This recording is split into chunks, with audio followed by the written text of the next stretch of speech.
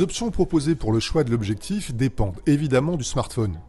Sur mon Pocophone F2 Pro, l'application me propose 5 choix, 4 caméras arrière et une caméra avant, autrement dit une caméra selfie, en affichant à chaque fois la focale et l'ouverture de chaque objectif. Optons par exemple pour le 25 mm selfie, où vous constatez que l'autofocus ne fonctionne plus puisque la mise au point reste figée sur mon buste. Je passe maintenant sur le 16 mm arrière, le grand angle. Là aussi les options de focus ont disparu à droite, la mise au point est bloquée sur l'arrière-plan. Même chose pour le choix suivant. Enfin, j'ai aussi accès à l'optique macro du Pocophone F2 Pro. Autre exemple avec mon Galaxy S10e, où l'application me propose ici 4 choix. 2 caméras arrière et 2 caméras avant, autrement dit 2 caméras selfie. Ici, la caméra selfie propose un vrai autofocus, plutôt réactif.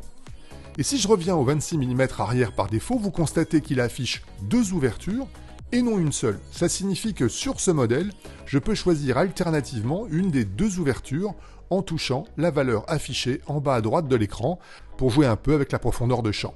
C'est particulièrement visible si je zoome avec les valeurs de grossissement proposées. Vous avez peut-être remarqué au passage que quel que soit le modèle de smartphone, la grille de 3x3 n'est affichée à l'écran qu'avec l'objectif par défaut.